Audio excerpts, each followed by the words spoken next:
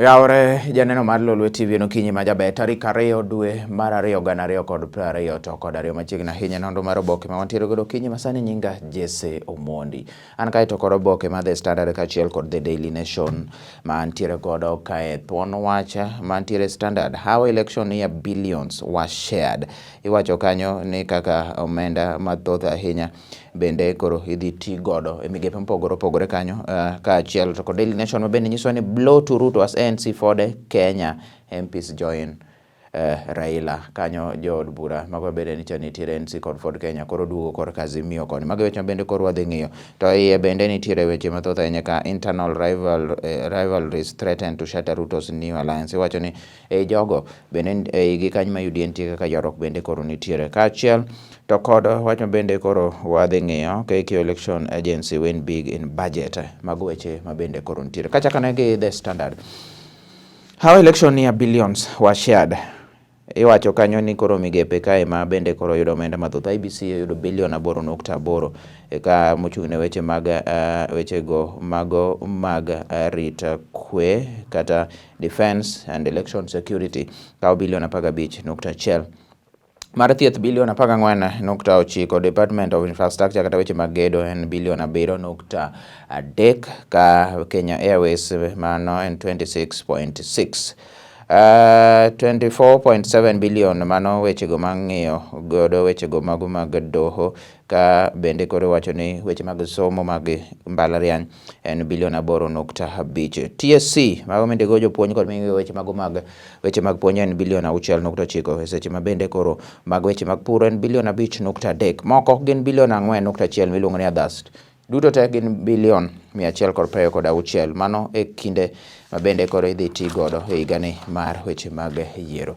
Kwadonjo iye kanyo bende koro kwang'iyo kanyo ite mar 2 ite mar 3 weche ma bende koro nitiere kanyo ni Warundi's pain of settling in Kenya for years but with no right. Ibo mi kae ote mar Noah Basaka bende seche ma bende koro gin oganda mago mag Makonde gi ywak ahinya gintiere ga achiel kod achiedh nade ma bende koro kikadhi wacho ni we will spend nights hiding in trees to avoid arrest until one day court directed that police leave us alone. Gin achiedh nade ma oganda go mag Wakonde bende koro nitiere ka achiel kod Jorundi dhot miluongo ni Warundi ka gin e gwengego mopogore opogore pacho kae ahinya to Kwale County kucha magigo e touch. Maize farmers delighted after World Food Program offers 3,000 per 90 kg bag. Wacho ni koro gimoro ahinya seche ma bende duol mar World Food Program wacho ni biro chiwo ne siling 3,000 ewi gunia ka gunia mano jopur koro mor ahinya kendo koro gin weche ma bende jopur mawuok e Lugari County ma Kakamega kocha bende koro dhi mor godo ahinya wechego mago mag oduma osebedo achiedh nade.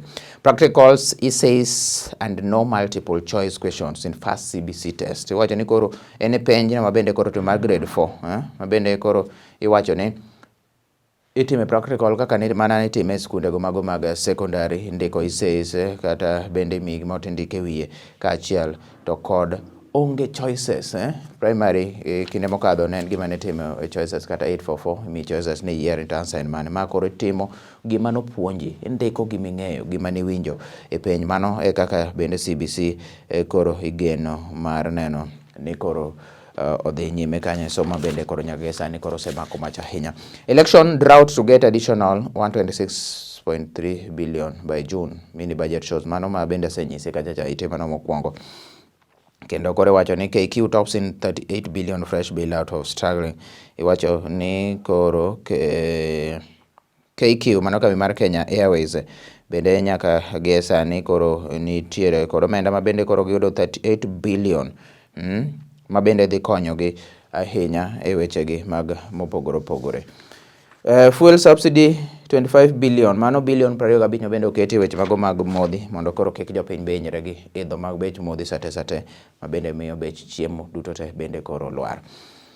No opposition from UDA as MPs approve names to crucial House committee. Iwacho ni kan jood bura koro noyie kendo mondo gilos anena jokanyo mag House Business Committee mondo mopogore gi mano ma kinde mokadho manicha giwacho ni koro chal ne jogo nindo kanachiel. Nyinge ma bende koro ne opwodhi kanyo gin Joyce Manikor, Shadrack Mose Kawira, Mwangaza Mohamed, Osman Makulu, Muli Mishimboko to kod Godfrey Ososi. Mago jogo ma bende koro ne nitiere kanyo. Joma moko bende nitiere gin kanyo Speaker Justin Muturi, Amos Kimonyo man Majority kod Minority, John Mbadi, Chief Whip Emmanuel Wangwe, Gojunet Mohamed. Mago joma bende dhi bedo kanyo mondo koro ginyalo golo paro e weche opogore. Nyoro ne gin gi od bura kendo koro ne nitie twak mapek kata ywaruok mathoth ahinya. Stop talking ill of Uhuru, Raila and Isala is sworn. Mano siema bende koro gol ahinya gi jogo ma bende nitiere Azimio la Umoja. Giwacho ni koro nitiere jo UDA ma bende gin jogo ma bende nyaka gi sani koro goyo ahinya ker Uhuru Kenyatta, gisiko ma gianyo Uhuru Kenyatta rallies megi ma bende gintiere. Jotelo gi ne loso Nyandarua kuma ne gintiere odiochieng' manyoro. Sibling rival dispute Mudavadi and Ruto Paul deal to unity. Wacho ni koro nitie ywaruok ma bende koro osebedo ka neno ei UDA kanyo. Jokanyo gin jokanyo. Magi ma bende neno nyoro kaka Senator Johnson Sakaja gi Margaret Wanjiru ma bende dwaro kom mar gavana ma Nairobi. Nyoro ne giyware lela kendo none gi jopiny duto te. Kajiado bende nitiere Peristo Biko to kod Katole Metito. Mago jogego. Narok nitiere Stephen Olentutu kod Women Rep Soipan Kudet kachiel to kod Gabriel Tongoyo. Mago joge Ruto tete gin bende en koro Kirinyaga wan gi Anne Waiguru kachiel to kod Ngirishi, to Nakuru wan gi Kimani Ngujiri to kod Senator Susan Kihika. Duto te bende koro dwaro gavana Nakuru. Koro nyiso ni en gima koro kelo wich bar ahinya e riwruok mag siasa. Nairobi records highest number of new voters as a listing here. Nairobi ni malo ahinya kuma bende kore wacho ni gin gi kwan mamalo ahinya. Gisendiko ji mathoth maromo 497 e kwan mar ji ka kura manyaka gi sani koro dhi nyime. Kang'iyo gwenge mag Nyanza wa kuondegi gwenge mag Nyanza wa kae kang'iyo nyinge ma bende oket kae wan kanyo to kod Migori 14,000 gana pa kod ang'wen, Homa Bay 14,000 bende Kisumu 16,000, Siaya 15,000. Mago Uganda Luo kae. Kapod bende koro wadhi nyime. Former water boss to serve 24 years in jail for 910,000 bribe. Ne wacho ni koro odhi itwe higni 24 nono to ochul fwai mar omenda bende koro nomiye kanyo to kod doho nikech nokawo mana shillings 1,910. Weche mag mibadhi pogore odonjne gi donjo 6 duto. No koro iwacho ni kata ochul fwai mar $7.6 en weche mag mibadhi ma bende koro ikedo godo ahinya. Mago weche ma bende koro nitiere kanyo ite ni mano oboke gi mago mag Standard, kama bende weche nitiere nyaka toke kae ibo yudo kanyo.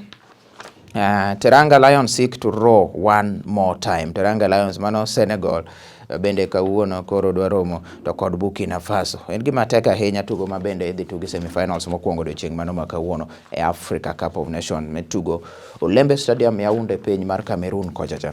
Warito ng'iyanen to ng'adhi romo to kod kind Egypt kata Cameroon bende kitugo kiny. The Daily Nation, blow to Ruto as ANC. Ford Kenya MPs join Raila. Mano ite mar 4 kod 5 adhi leo ne thoth ahinya kendo ne ya kanyo.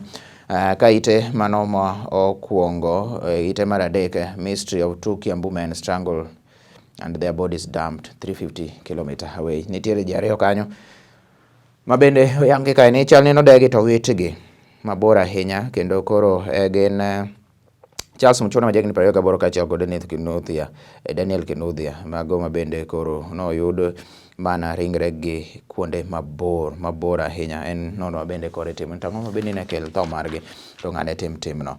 UDA borrows from NASA 2017 strategy. Wacho ni koro gintiere bende koro gino bende koro ging'i ahinya kaka bende NASA ne timo tim margi mano ma bende koro ne gitiyo to kod riwruoge mag siasa ma gidwaro ni mondo koro giyombi gi kwan ata malo 70. Kata kamano giwacho ni koro mano yo ma bende koro gidwa ng'iyo kaka ginyalo yombo. Trouble for Ruto in Western as ANC Ford Kenya loses MP. Mano wacho bende koro nasenyisi nitiere kae jood bura ma bende koro dar kendo koro obiro riwruok mar Azimio. Kanyo gin jood bura kae ma thoth ahinya bende koro adhi kwano ni kata kamano king'iyo ite mar oboke mar 5 mawach kanyo iwacho kanyo ni Savula ma bende koro en jatend party mar DAPK bende koro nonyiso ute mag fwambo ni koro nyaka sani koro giwuok mar oko bende mar manyo kura. Mano bang' ka koro nitie kweth ji mathoth ahinya ma bende koro nodonjo, owuok e NC, owuok e Ford Kenya, kendo koro obiro e Azimio la Umoja ka gidhi e duond buche mago manyien mantie under Azimio la Umoja. MP close ranks to save their jobs. Iwacho kanyo ni koro ywaruok mar bende nitiere ja koro chal norumo kaluwore ni ji noyiere to jomage mondo bed ni bedo House Business Committee ma kata bende chenro mago mag od bura kaka dhi nyime jokanyo gin jomage. Aselero ni kanyo nying jogo ma bende koro noketi kanyo kowuok e kweth mago ma bende nitiere gi sani kaka siasa opogore, nitiere Azimio to kod jogo ma bende jo-UDA koro ne gipogo kendo giwinjore e yo makare. Kadhi ite kae nitie lando tije ma bende nitiere kanyo, ite mar 8 kendo kanyo bende nitiere Magoha 6 AG's advice on Kenya National Qualification Authority. Odwaro ni mondo koro Attorney General ochiw anena paro kotenore kanyo kod chik, kotenore to kod wach makamani to tij Kenya National Qualification Authority ng'iyo ni to ginono ging'iyo wach mar certificates mag ji gin makoro gigoe seni mate en adier to kod mago mag pinje maoko en e yo machalo nade. Odwaro ni mondo koro Paul Kihara mondo koro tagana migawono mondo ne ni kaka inyalo ket chikego mondo koro kik bed wechego mago ma samoro donjo go boke, ng'ato wuondo nosomo oko to boke ne rach, ng'ato bende somo pacho ka to karo loso boke, koro nego bende gin ma gitimo mana. En wach bende biro somo matut ahinya e wechego mago mopogore opogore. Insecurity in Lamu sees state services scaled down. Iwacho kanyo ni koro wach mar kethruok mar arita nyaka gesa ni koro state services kata chenro mago ma piny owacho ne bende timo ma bende koro ne bende dhi nyime chal no dok piny nikech ing'e ni kweth mag Al-Shabab bende geto jo piny owacho go, geto bila, gigeto jo arita kwe, gigeto kuonde mago mag piny owacho, subtende. Koro yudo ka chenro go koro odok piny ahinya. En wach ma bende koro giyoka. The situation has no balance, but one of the extension of the curfew will leave it to the National Security Council to decide. Mano John Elong'ata bende koro chung' ne gwenge makadho wadh nam chumbi kaka jatend loch nanga. CBC exam in Baringo disrupted as attack keep learners away. Bende kuro bende nitiere jomonje ma bende gin jokwoge dhok kendo joma keto kwe bedo marach ahinya. Omiyo koro penje ma bende dhi nyime Baringo chal ni koro orochi kendo koro nyaka gie sani okelo achiedh nade ahinya.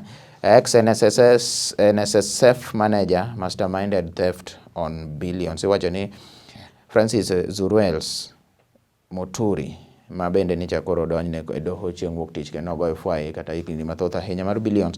Iwacho ni en jalno bende koro nene gi paro mar mondo koro mi yaki pesa kowuok e migawo onogono. En wach ma bende koro kedo kod mibadhi ahinya.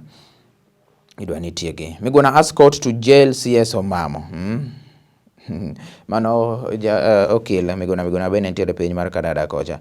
Odwaro ni koro mondo koro maki jatend migawo mochung'ne wechego mago mag oko maniluongo ni Rachel Omamo kaluwore ni koro okoluwore kanyo kod chikego mago mag doho. En weche mathoth ahinya kendo ibo somo wach Miguna ng'e tang'o momiyo bende koro odwaro mano. Gin weche ma bende nitiere ka oboke ni mar Daily Nation ibo somo ka wechego mago mag ohala, wechego to mago mag dhithruok. Haya, kiduogo chien ka ibro yudo kanyo bende kapok ang'e weche mag tuke ni Ketraco MD sudden exit amid graft proposal lawmakers. Mano Fernandez Baraza iwacho ni koro owuok